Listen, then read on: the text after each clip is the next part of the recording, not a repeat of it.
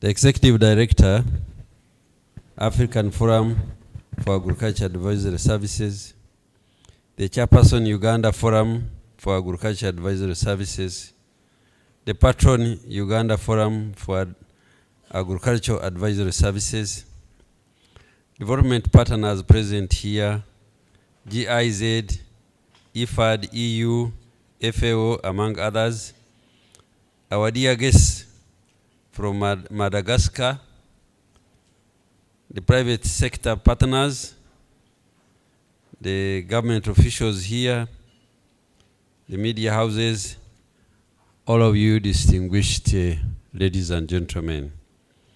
On behalf of Minister of Agriculture, Animal Industry and Fisheries, and on my own behalf, I am happy and honored to be with you today to officiate at the launching of the National Agricultural Extension Week 2024. And with great humility, I wish to take this opportunity to thank the Uganda Forum for Agriculture Advisory Services for organizing this important event consistently over the past 4 years, starting as a symposium, and also for giving me the privilege to officiate at this function. The event could not have come at a better place than at a better time than this, when agriculture extension nationally is in transition from previously public sector dominated system to a pluralist that is embracing a variety of approaches and methodologies. The theme of the event is making extension count for robust, resilient, competitive agri-food system. This theme is relevant in view of the manifest challenges confronting the agri-food system, not only in Uganda, but also at a global level. Available evidence show that agricultural transformation and development are critical to the livelihood of more than 3 million small-scale farmers, majority of whom are largely subsistence. The challenges such as low productivity, food insecurity and malnutrition, food price crisis and volatility, natural resources depletion, changing and uncertain markets, environmental degradation, climate change, and human health crises, such as epidemic outbreaks directly impact on agriculture and rural development. The underlying context of the problem highlighted above, linked to the production markets and governance, are reinforced in the context in which the relationship between public and private actors has been weak and in some instances non-existent, creating an underlying development challenge. I come here with some rich experience in extension supervision.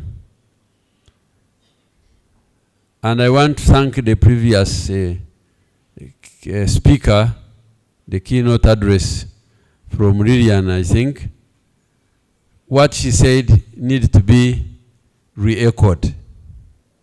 Some time back, the government of Uganda changed extension delivery system, and we switched to advisory services. The assumption was the farming communities would demand for the services. And I think we are very wrong. We made very significant success stories with people who had embraced agriculture as business. But we erred on people who are looking at agriculture as subsistence. And in one of the meetings in Rugaga, I was with my brother Srimu Nadi. We are celebrating a success story. But on the boundary of a success story, there was a very appalling situation of a farmer who was actually in extreme poverty, and yet he had enough land and enough resources to embrace extension services. So after the meeting, we went to see this farmer. We found him drunk. It was 1:30, I remember. He had a few goats. They had not gone to graze. He had children. They were naked. And his wife was miserably cooking. So I sat there and we talked to him. And from that time, the story is different. So we came back and reestablished the extension service. And I'm happy that the person who first headed our extension service is here. This is other than the previous speaker who invited me here. So in this forum of yours, I want to really, before I forget, I want to implore you to define extension service and advisory services appropriately. Because my understanding is that extension services is applied. You are visiting the farmer, whether he likes or she likes or not. Advisory services, you come when you are invited. Advisory services, you can go on the TV, you can go anywhere and advise farmers. So I don't know, by the technical subject matter specialists who are here, you need to divide to define these words which are used interchangeably so that the community, the consumers of these services understand them appropriately. I am happy to note that the National Agriculture Extension Week 2024 is contributing to solving development challenges through creating a platform for knowledge sharing and experimental learning. As most of you may be aware, government bodies from public sector play a critical role to protect citizens' rights through the establishment of regulatory frameworks to guide markets and support equitable economic growth across society. Private sector, through its inherent profit-driven model, plays a critical role in driving growth through constructive analysis of market demands at local level. It offers a viable opportunity for sustainable economic growth that creates new markets, employment, and livelihood across society. Civil society, often termed as watchdog of society, plays an instrumental role to ensure society socially responsible economic growth through its advocacy role for the vulnerable and marginalized segments of society. The embodiment of these key institutions has been the gist of agriculture extension reforms globally over the last 3 decades. The event provides a window of opportunity to engage in policy dialogue and forge a common understanding on how the said institutions can synergetically support each other for agriculture development. I also want to inform distinguished participants that NLM government provides window for private participation. We believe that our economy is private sector led. So I want also to use this opportunity to applaud my brother, Dr. Sri Munadi, for having been vocal on public-private partnership when he was in service and even post-retirement.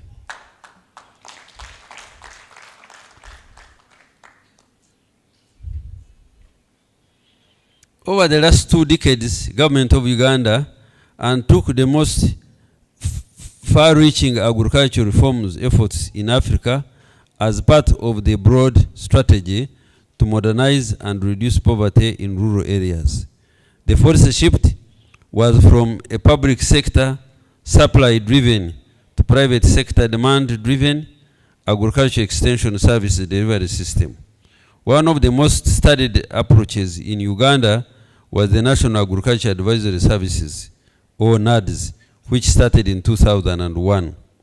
Although the program initially registered remarkable success for participating households in terms of farmer empowerment, 77% increased agricultural income, 37 to 95%, and a rate of return from the investment 8 to 49%.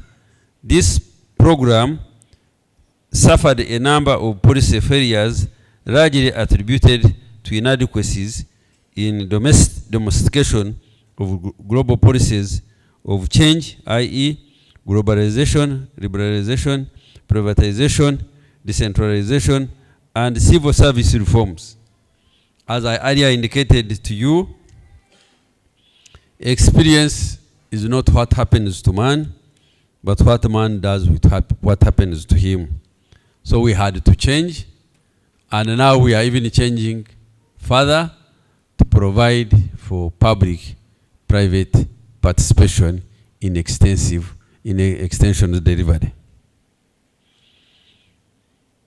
The government of Uganda adopted yet another agriculture extension reform in 2014, dubbed the single spine agriculture extension system.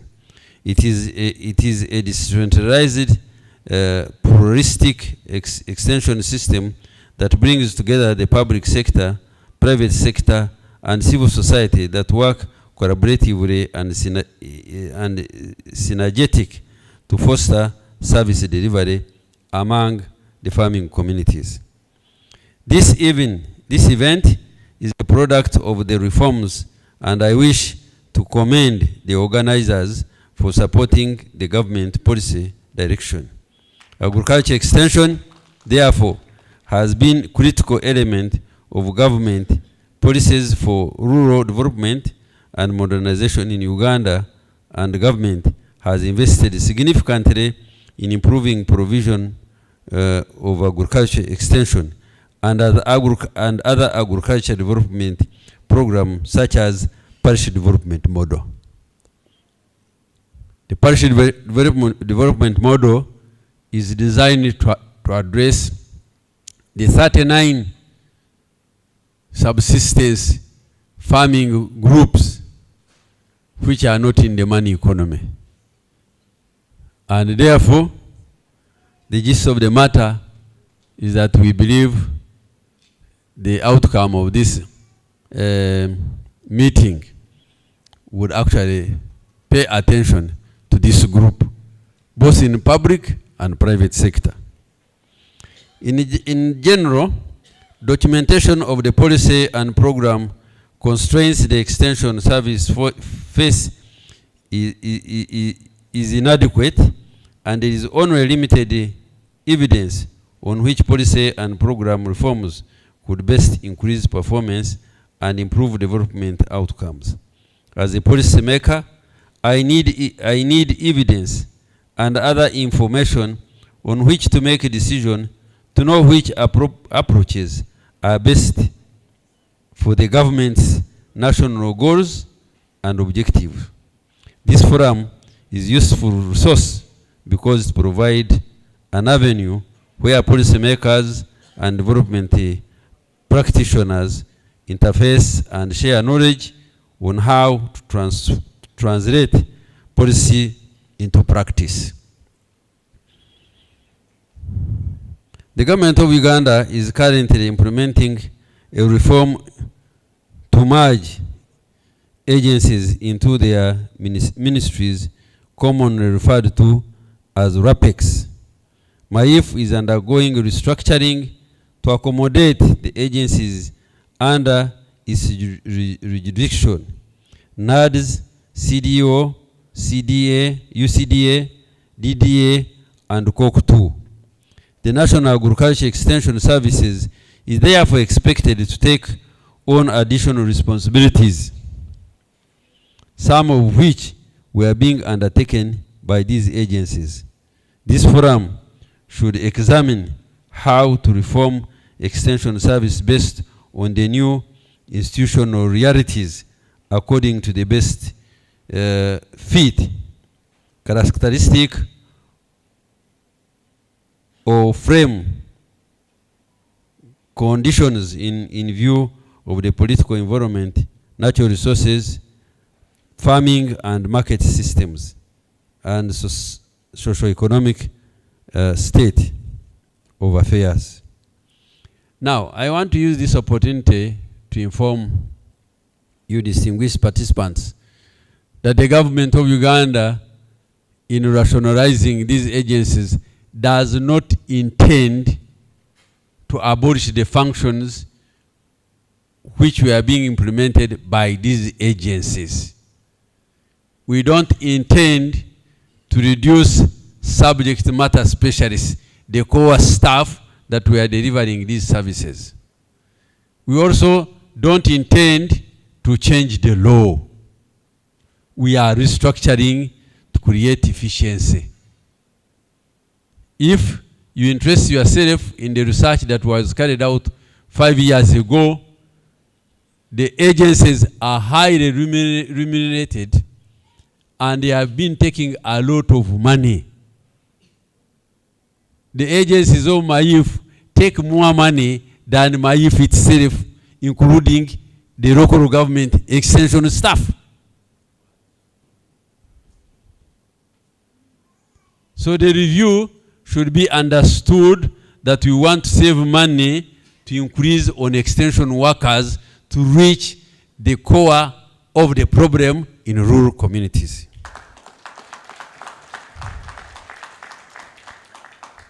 I've seen people misunderstanding this and politicizing it, and I want to tell you, it's a wave you cannot stop.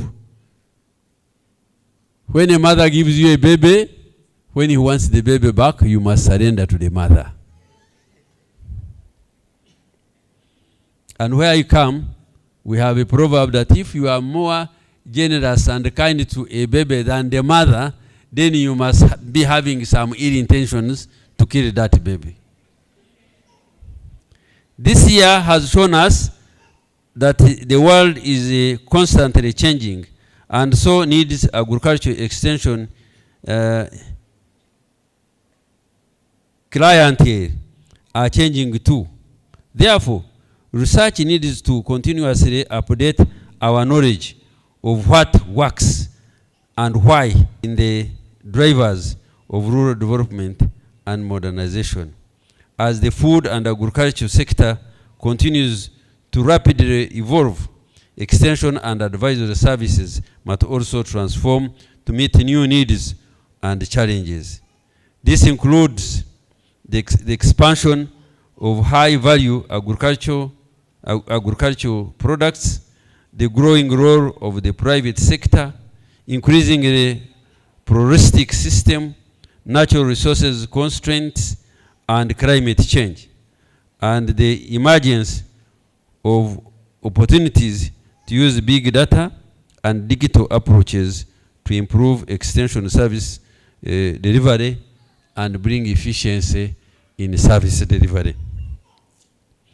In this challenging context, more ambitious objectives are needed to access and evaluate extension and advisory services.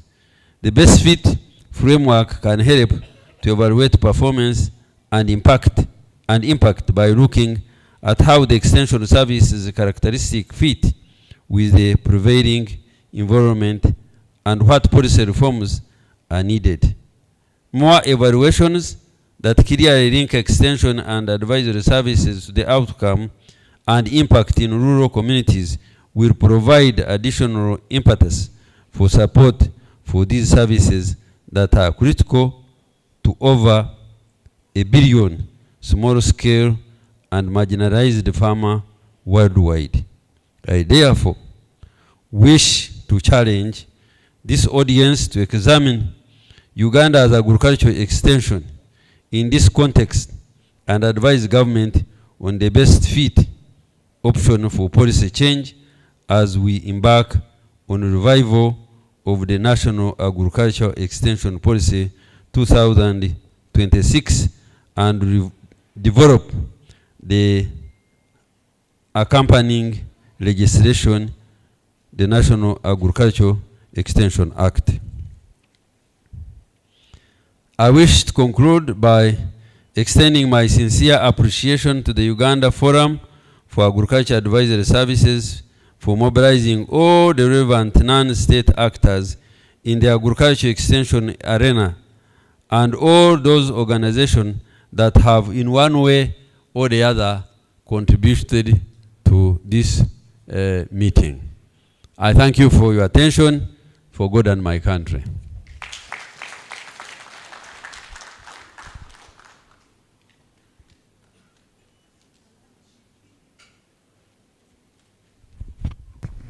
We are moving to the launch.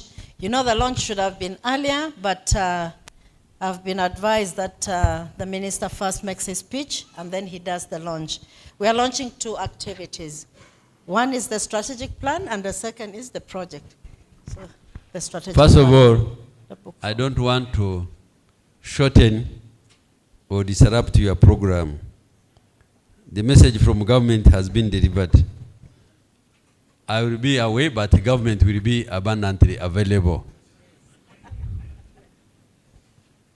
So somebody representing the PS or PS will be here, and I want you to exhaustively complete your program at ease, and I'm monitoring the progress. I am interested in the outcome at the end of the day. Thank you very much. Thank you. So one of the documents to be launched is this one. The signing here will be for the project, but this is supposed to be launched too. We start with that. The strategic plan. Okay. It is now my singular honor, You sign this. on behalf of Minister of Agriculture, Animal Industry and Fisheries, to launch the strategic plan, Uganda Forum for Agriculture Advisory Services. You first. Asante sana. Today at Silver Springs Hotel, Kampala, Uganda. Asante sana. Our project is launched, Honorable. You can sign on that particular book.